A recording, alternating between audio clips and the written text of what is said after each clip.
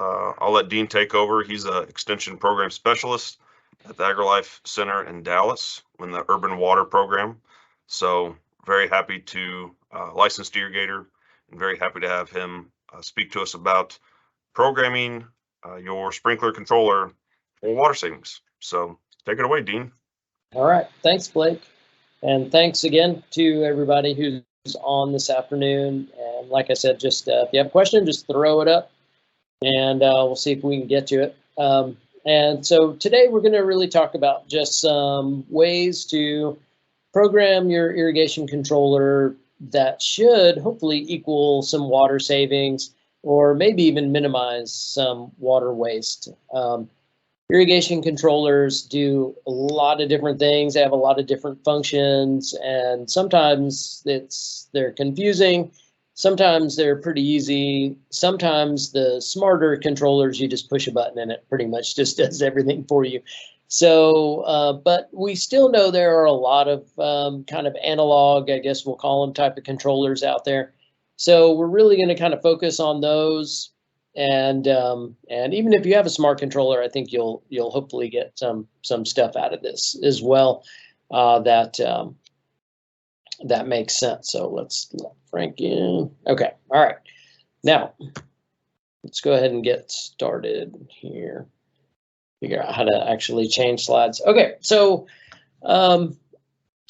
as I always kind of like to start these things off with a little bit of a sort of weather, climate, sort of what we're going through, maybe what we can expect for this summer. I mean, it's Texas, right? So we all know it's going to be super hot. We had a really, really mild spring. It was wet. The temperatures were good. It was a little bit confusing, and then all of a sudden the switch flipped and we went to just blazing hot.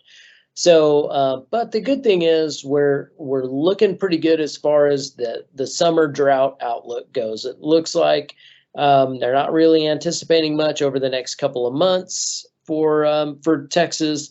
So we'll probably kind of stay in our normal, sort of droughtish stage, but nothing severe, which is really, really nice. If you look at last year, a good portion of the state was in some pretty significant drought conditions.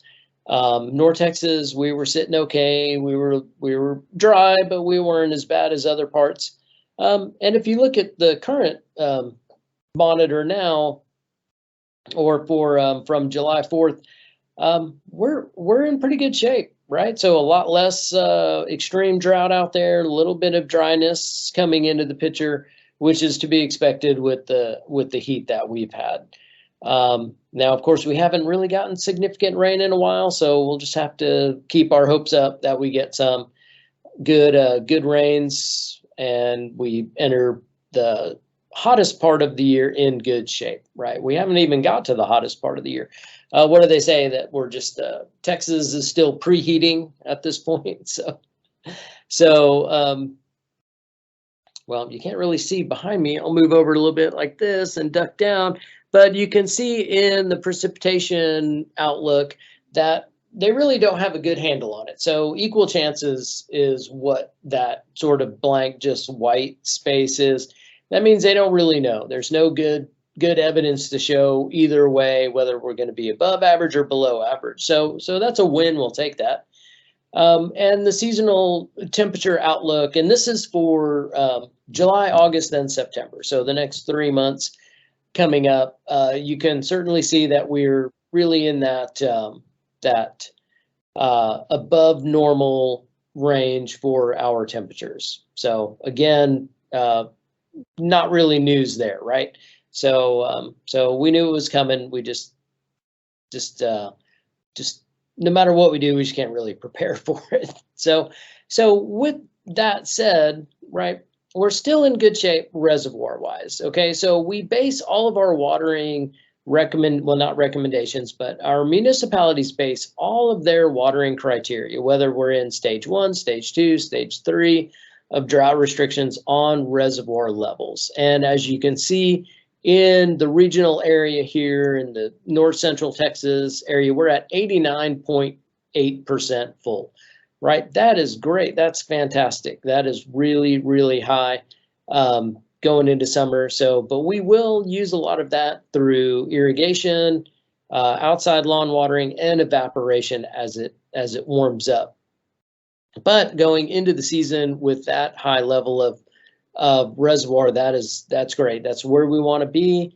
We want to make sure we have that water security available to us. For the whole entire state, wide, it's 75.4% full of all of our reservoirs. And you can see where the drought conditions are, mostly to the west, in the Panhandle, and in the southern part. But you can see in east and north central Texas, we are pretty flush with water. But just because we are full and our lakes are good, that does not mean we can back off the throttle on our conservation measures. We should always be thinking water conservation, right? We should always, and if at anything, we need to be thinking about reducing water waste, putting water on the plant material when and where we need it, right? Not putting it on the street, not putting it on the sidewalk, not putting it out into the atmosphere, but getting it to the plant. So, and that's kind of what we'll talk about today. We'll talk about some ways to really get the water down into the soil to where the plant can use it in a few different techniques. So most all communities around the Metroplex have permanent water restrictions in place. So they definitely have a prohibition on watering in the afternoon hours. So no watering between 10 a.m. and 6 p.m. And that's because that's when the wind is the highest. That's when the temperatures are coming up. So we can lose a lot of water through drift at that point in time. So, and again, we're really trying to look at minimizing waste. So we want to water when we can actually get the water to the ground and then get it to the plant, right? So, and there's also certain days of the week that you can water and certain days that you cannot. So if we're going to be restricted, right, which is really not a big deal because we receive enough rainfall generally in the Metroplex, over 30 inches of rain per year to where we should be good with being able to manage our lawns and use our irrigation systems as a supplement to Mother Nature, not really letting Mother Nature supplement our irrigation systems. We kind of need to flip that around and make sure that we are doing that. But we need to make sure that when we are watering, right, we're watering appropriately. Okay, we're doing the best that we can to serve our plants because we can overwater easily and we can actually underwater really easily as well. So, and when you're underwatering, then your plants are not really getting the full benefit of what they need. So let's get into it here. So irrigation controllers, there are a ton of them on the market. It is like it's almost as bad as cars. I mean, there's so many vehicle options on the market right now. Of course, they're all super expensive, just like these irrigation controllers are not inexpensive either. But you have to really boil it down to what are your needs and what do you want out of these controllers, right? So you just have to do some research and do some thinking, do some poking around, and see what it is that you are really, really interested in with a controller. Now, one thing the smart controllers and any controller will not do, and that is take the place of your programming, right? And how you do it. It'll do whatever you ask it to do, right? So, and one of the things that we do as people is we tend to overwater, or we tend to neglect our sprinkler systems a little bit, right? So they run in the morning because that's what time we want them to run, right? So we don't really see them operating very well. So we can get a lot of broken heads. We can get a lot of misdirected heads. But one of the things that we do see a lot is overwatering. We see runoff. Okay, and that is it's a combination of different things we'll talk about, but the EPA estimates that about 50% of the water that we use outdoors is wasted.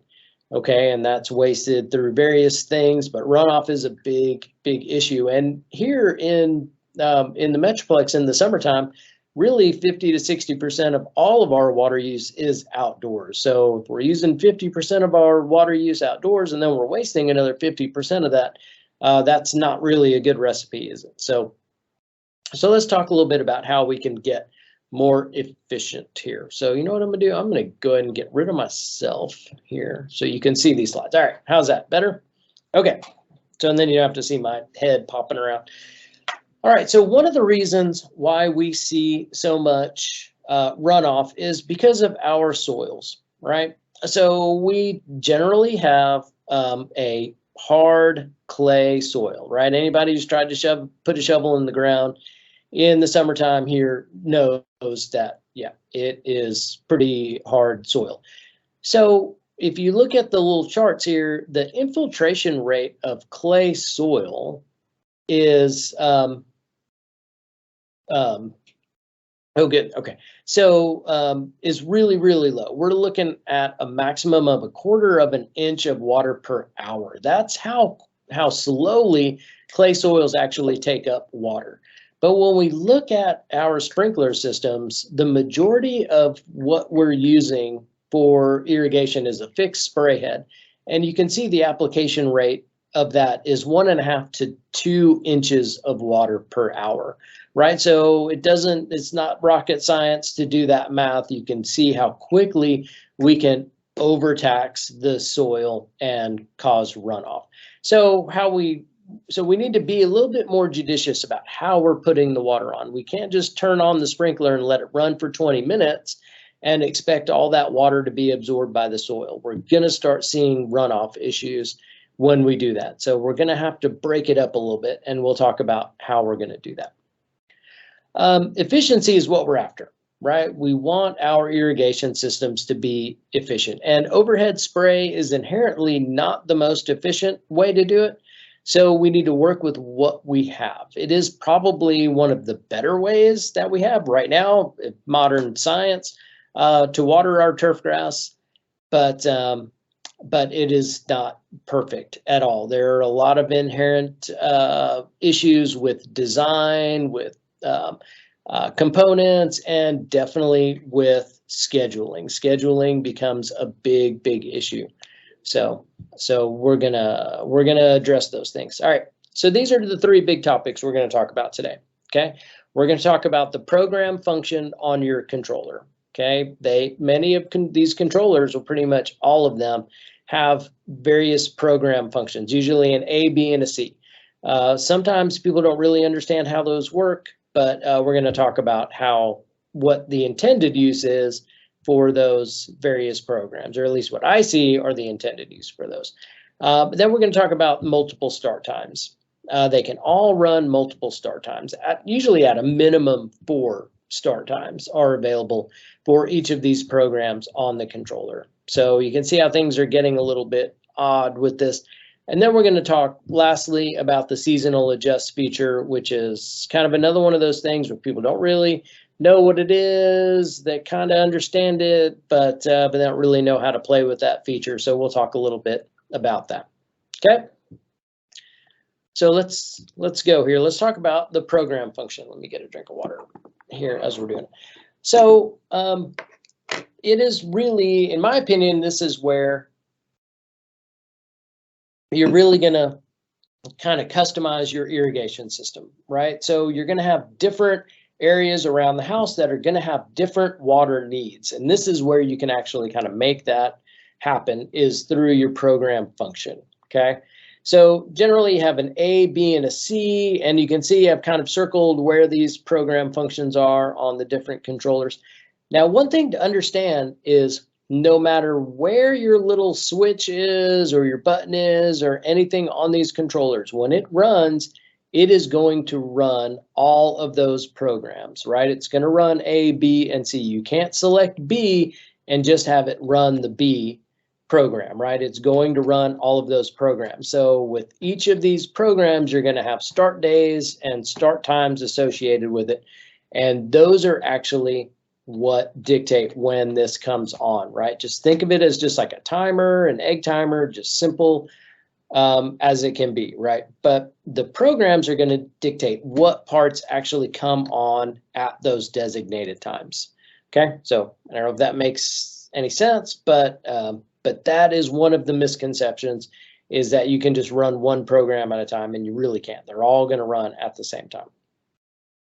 So we all have these little like microclimates and areas around our houses, right? It's not all just flush turf grass. We've got plant beds, we have trees, we might have a vegetable garden, we have turf grass, we have lots of different things. And then we also have different areas, right? So the trees create shade, or the house creates shade, or the neighbor's house creates shade on the little side yard.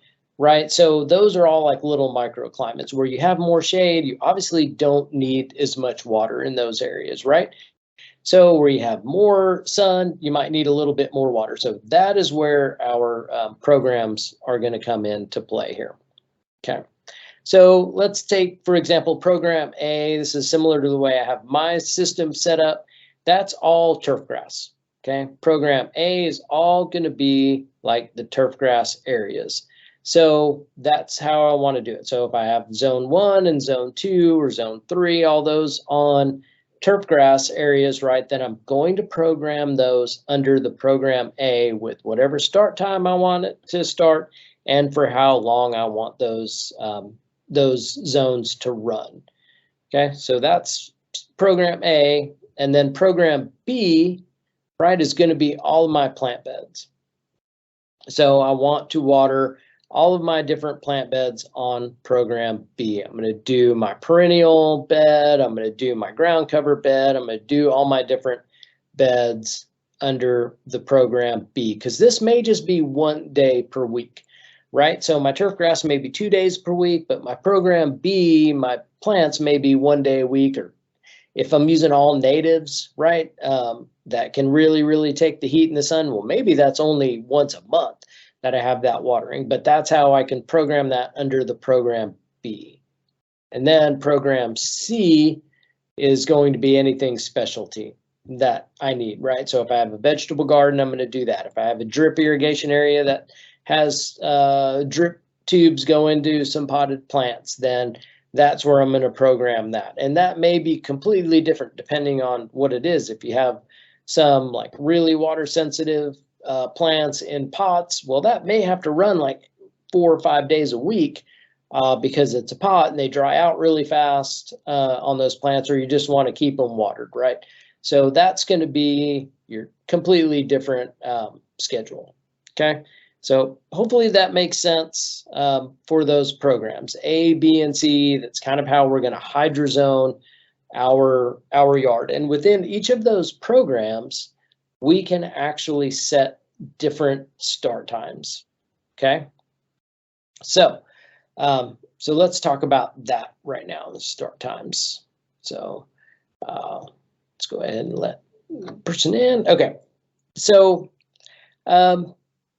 with our start times, generally we're going to have a minimum of 3, usually 4 start times. Okay, now you've all heard the term, well, hopefully you've all heard about cycle and soak watering. This is pretty big. This is very important for our clay soils, right? So remember the chart I showed earlier where the actual infiltration rate of water of clay soil is like 1/4 of an inch or less, and our application rate of our sprinkler is upwards to 2 inches or more in some cases of water, right? So if we're going to try to put that much water out at a time, we need to break it up. We need to break it up into smaller runs over a longer period of time so we can get the water deeper down into the soil, right? So if we're watering for 20 minutes, we can't really do it all at one time, but we may need to break that up into 2 10-minute cycles, maybe 4 5-minute cycles if we're on a slope, okay? And that's where the multiple start times come in on these programmers. Now, you may not need to do that for your flat areas, but I would always recommend doing it. If you have heavy clay soil, I would recommend doing at least 2 start times, regardless of whether you're on a slope or not. Just get that water down deep into the soil, because what we're really looking for is we're looking for some drought avoidance, right? We're looking to harden up our plants, especially our turf grass, to really weather those hot, long, dry times during the year. And we're going to do that by getting a deep root structure. And we're not going to be able to get a deep root structure if we're not pushing the water down deep into the soil. right? So think about a golf course, right, with a putting green on there. Those guys that are working that putting green, they're out there, they're watering that almost every day, and they're mowing it almost every day. That has a really, really shallow root system to that. So as soon as you stop doing anything to that, then it's going to dry up. You're going to see those signs, right?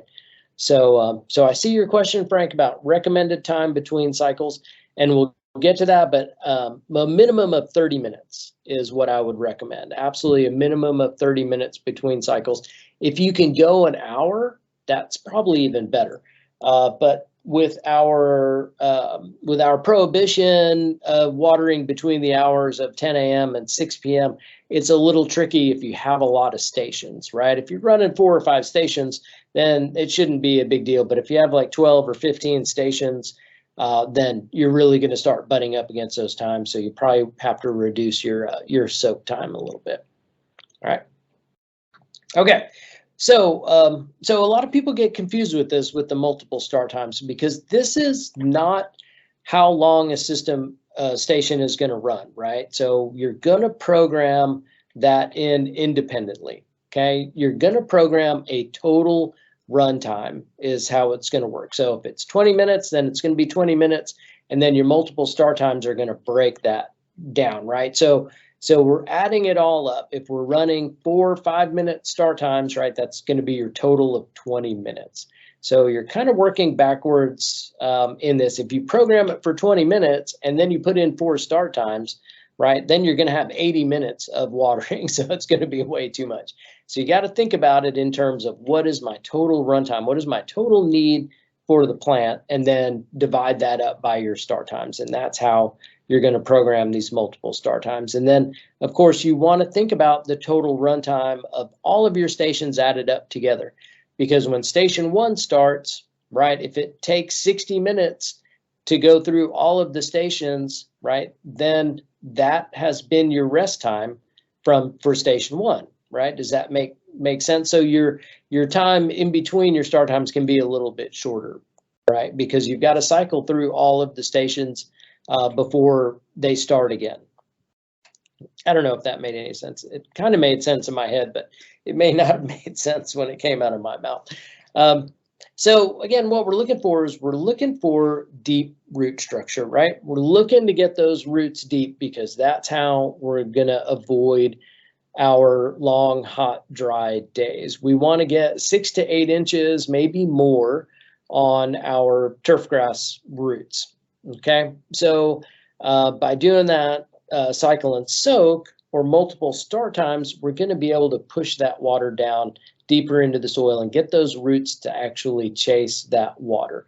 Right? If we keep everything at the surface and we water all the time, then we're just kind of creating this little codependent turf baby that's going to have needs all the time, right? What we want to do is we want to make it a little bit more independent, so where we don't need to be out there just taking care of it all the time. And that's where we want that deeper root growth, right? So here's the cycle and soak slide. So the times of like 30 to 60 minutes of rest between stations, between start times, right? So you can start pretty early watering.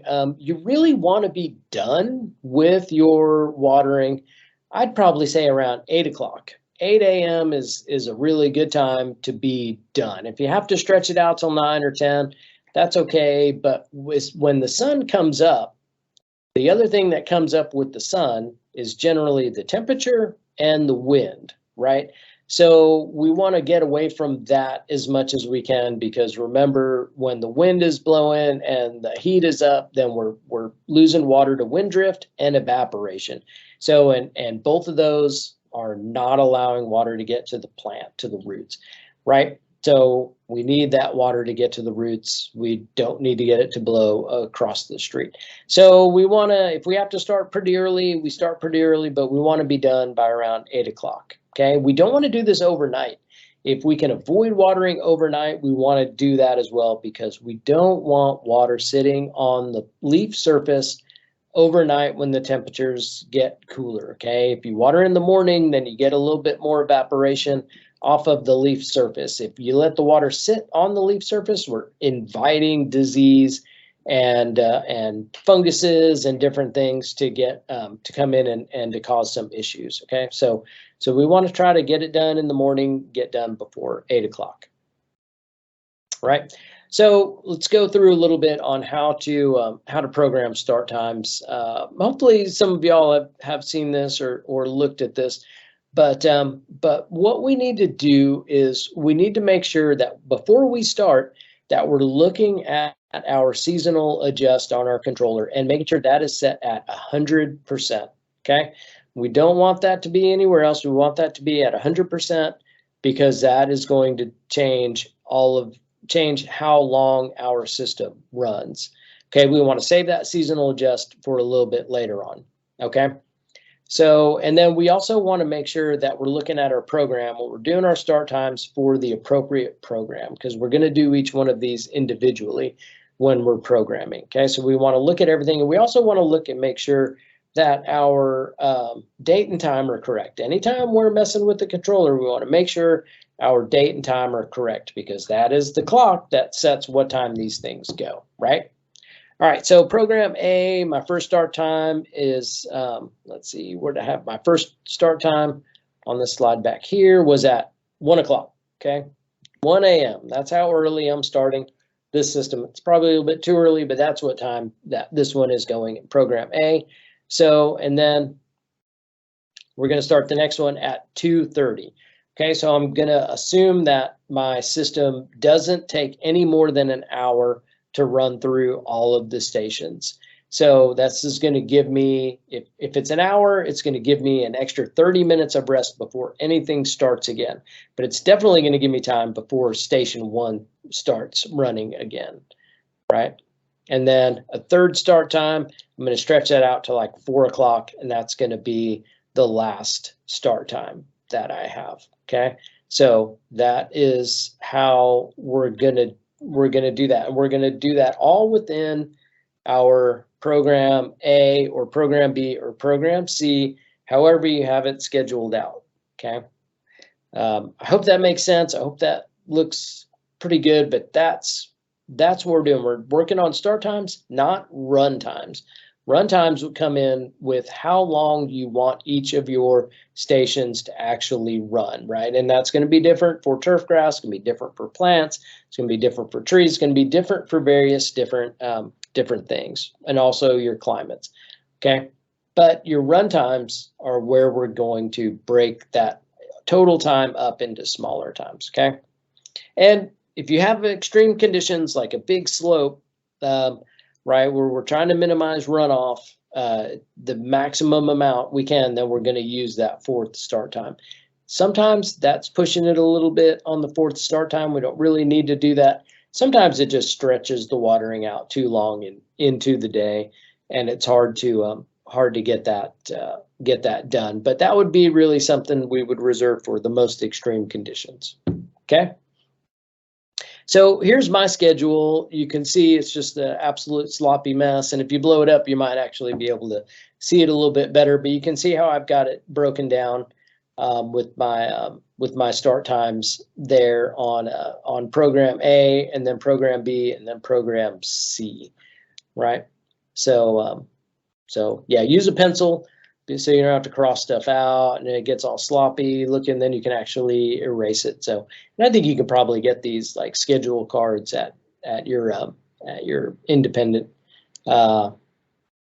landscape company or your irrigation company, or maybe you can just order them from Rainbird probably, or you can just make your own. So everybody knows how to use Excel these days. You can just make your own little schedule sheet. Okay, so now let's talk about seasonal adjust feature, okay?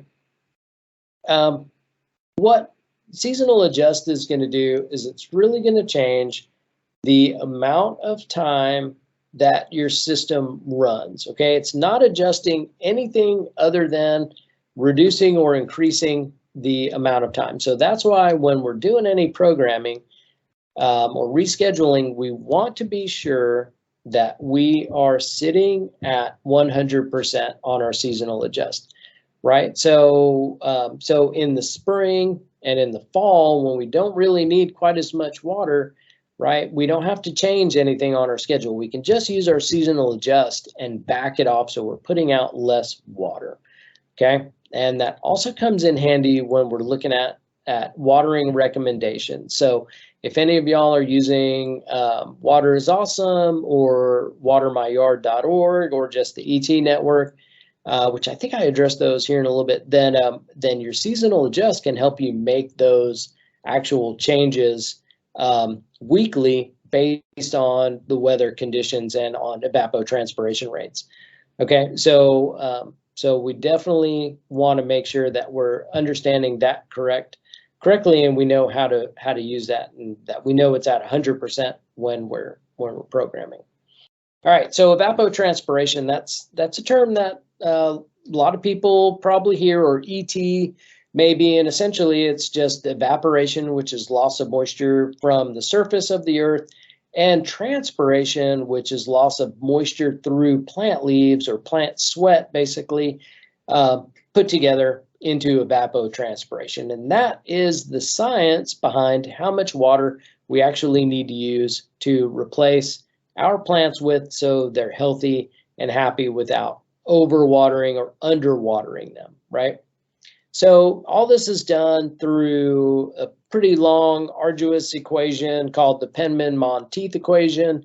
It's been used for ages in agricultural circles, and essentially we are using a weather station to track several things to come up with the evapotranspiration rate. So we're looking at wind, we're looking at solar radiation, we're looking at humidity on these different things, and rainfall, and that is telling us what our plants are expiring, basically. How much moisture is being lost through the plant.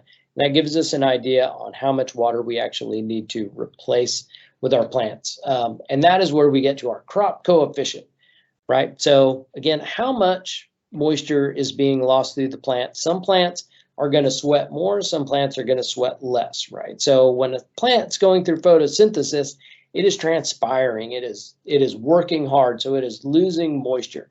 So some plants are more efficient than others when it comes to that type of stuff.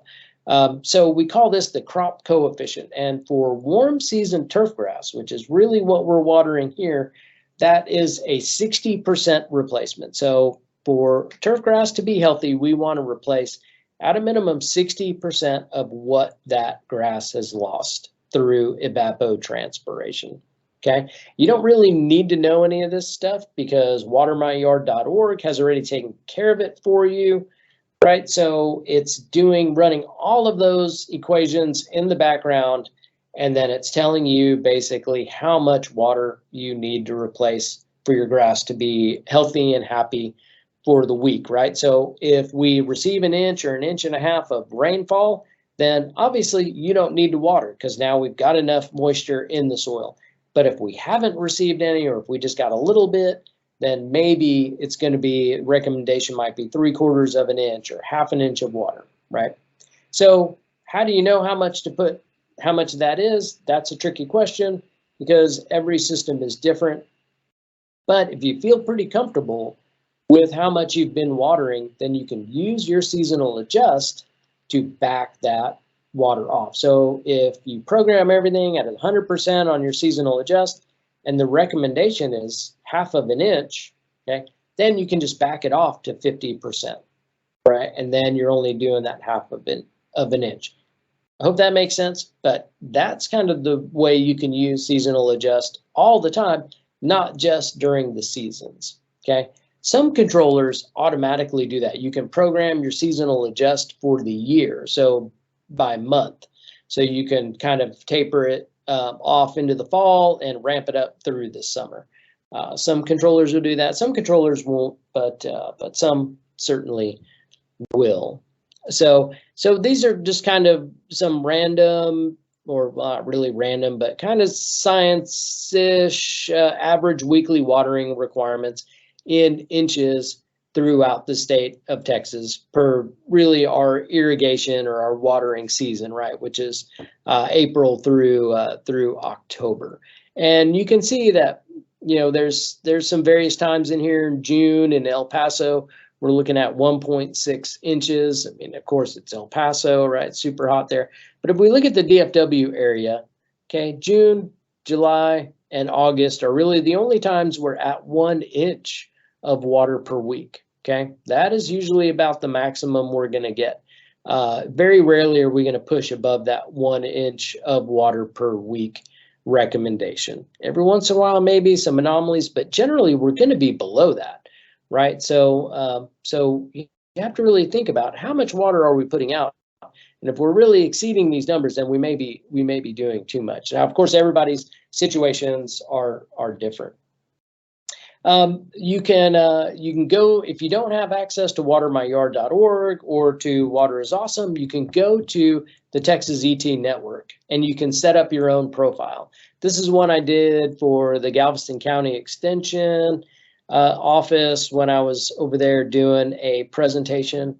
And you just set this up with your plant coefficient. You can see is going to be 0.6. Your it's going to be a warm season turf grass. We're going to stress the grass out a little bit, okay? So we're gonna give it a stress factor. We're only going to replace 60% of what is necessary. And this is going to give you this every week. You're going to ask, when do you want it, right? Like this one comes every Monday morning. It is in my email, and I can look at it, and I know how to set my controller for the week ahead, right? So in this case, there was 1.5 or 1.25 inches of effective rainfall, right? So no need to water for the week. And you can see every day that it rained and how much it rained on this little column here. We'll show you that information. So super easy, super handy to do, and just a great way to kind of keep track of how much you're watering or whether you even need to water. You would really be surprised if you track one of these things, how many times the requirement is 0 inches. Right? It takes a little bit of patience. It takes a little bit of reserve to be like, I'm not going to water because it says I don't need to water. So now, of course, all of these things are coming at it from the standpoint that you already have a healthy turf grass, right? You already have a healthy landscape and a healthy lawn. If you are already in a highly stressed situation with your turf grass, then following these recommendations may not be the best advice, right? So get your turf grass to a healthy state, and then you can start really tapering off with these watering requirements. So that's kind of the other thing, because we really are kind of just trying to bare minimum water to where we're keeping the plants nice and healthy and secure, but we're not overwatering to where we're wasting water and having it run over the curb. Okay. Again, looking at the quality factor here, on these plants, 60% replacement. That looks pretty good, right? Right there in the middle. 100% looks great. Obviously, 80% looks great. Obviously, 60% really looks, I would say, pretty much great. It's not until we get to 40 or 20% of the amount of water that we're replacing that the plant's losing till we start seeing some real heavy signs of visual stress on there. So we could stress it a little bit more. So when we go into drought restrictions, there's no need to panic. Our turf grass can really handle quite a bit more than what we think it can. Okay. If you really want to get tricky and you really want to know how much water your sprinkler system is putting out. So when a recommendation comes in of 1/2 inch, right, you don't really know how long to run your system to get a 1/2 inch, right? So to find that out, you're gonna have to do some work, okay? You can do a catch can test where you put cans out all over your yard, you run it for a little bit, your system for a little bit, and then you come in and you measure how much water is in each of your cans, and then you add that up, right? That's gonna give you your gallons per minute, okay? You have to use a flat-sided can, like a tuna can or something, so it makes the math super easy. You can just drop a ruler in there and it'll tell you what it is. The other way to do it is you can use the water meter, right? So you can open up your meter, write down the numbers on the meter, and then turn on your system, let it run for a few minutes, and then turn it off, and then come back and look at the numbers on the meter again. And then you know how many gallons actually went through that zone for that period of time. Okay, so if you run it for 5 minutes, then you'll divide that by 5. That'll give you your gallon per minute, right, ratio. Then you can take and you can plug it into this formula. This PR, precipitation rate, this 96.3 is your constant. This is going to break it down into inches for us, right? And then you're going to need to know your square footage of each area. And that's going to actually give you your precipitation rate. So you're going to know how many inches it takes your sprinkler puts out over a period of time. And then you can take that precipitation rate and you can run it, plug it into these runtime calculators right here. Okay, so so with this example here, we've got our water requirement. We're breaking it down into minutes, and we have our precipitation rate because we did what we did before. So our water requirement is half an inch of water per week. That's what our requirement was. So if I plug it into the runtime, right, then I have half an inch times 60 over my precipitation rate. That gives me 35 minutes a week. That is my runtime for half of an inch of water. If I want to program it for 1 inch of water, which is what I would recommend, then we're obviously going to be at 70 minutes per week. Okay. And then you're going to break it down for your cycle and soak or for your 2 days of watering per week. Okay. I hope that makes sense. I'm not very good at math, and I can do that. So pretty good. So when I said using the seasonal adjust for that, that's where this comes into play, right? So your seasonal adjust will go from 0 to 150% generally, okay? So if we've programmed our controller for 1 inch of water per week, right? Because that looked like about the maximum of water we would ever need, right? And our seasonal adjust is at 100%, right? You see where I'm going? We're all using like ones, tens, and hundreds here, so it's pretty easy math. If our watering recommendation is 3/4 of an inch, then we can back our seasonal adjust down to like 75%, right? If it's half of an inch, then we can back it down to 50%. No need to go in and change your programs at all, what you have programmed in. Only need to change the seasonal adjust weekly on there to follow that advice. And hopefully the advice is just off. And that's the easiest switch. You just put it to off for the week, but don't forget to turn it back on because you never know when we won't get any rain again, right?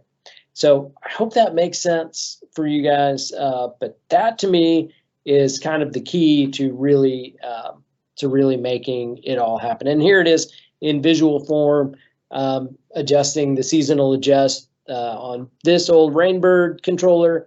That's my grungy controller in my garage there. You just put the switch on seasonal adjust and then hit the plus or minus on how you want to do that, right? So if it's 1 inch recommendation, we're at 100%. If it's just 0.85 or just about a little bit more than 3/4 of an inch of water, then we're going to put it to 0.85. And some controllers, if it's a really simple controller, it may only do increments of 10, right, on your seasonal adjust. So you're going to have to, do a little round up or round down, whatever you're comfortable with on that. Okay. So I hope that makes sense there. And then that's it. So I want to make sure that I had some time for questions at the end. So there's my contact information. So you can certainly send me an email or give me a call if you have any questions. So I see a question already in the chat. So is it bad for St. Augustine grass to water late in the evening? That depends. Yeah, kind of. I mean, it's really bad for all turf grass and all plants to water late into the evening just because we don't want to leave water sitting on the plant leaf. With a St. Augustine grass, obviously, it's a wider blade. There's more plant surface, so there's more water can sit on that. And definitely, like when you mow, okay, if you go back and you look where you've mowed, if you see like the leaf blades of the grass being more torn or being more splintered, right, from like a dull mower blade, then you really don't want to water in the evening, because that's really going to push water down into the plant, and you could end up with some disease pressure issues on that. So definitely you want to be more conscious in the morning, watering in the morning, Charles. Okay. All right, Frank, my controller has seasonal adjust and smart watering. Are these the same? No, well, kind of. Your seasonal adjust should change per season, but your smart watering is actually where it's going to take into account your evapotranspiration, right? So your seasons, it's going to ramp up and back off based on your seasonal need, right? So in the spring and in the fall, we get a lot less sunlight, okay, and the temperatures are a lot lower. So our warm season turfgrass is not growing as actively in that time frame. Okay, so we need a lot less water. So that's where your seasonal adjust is going to come in.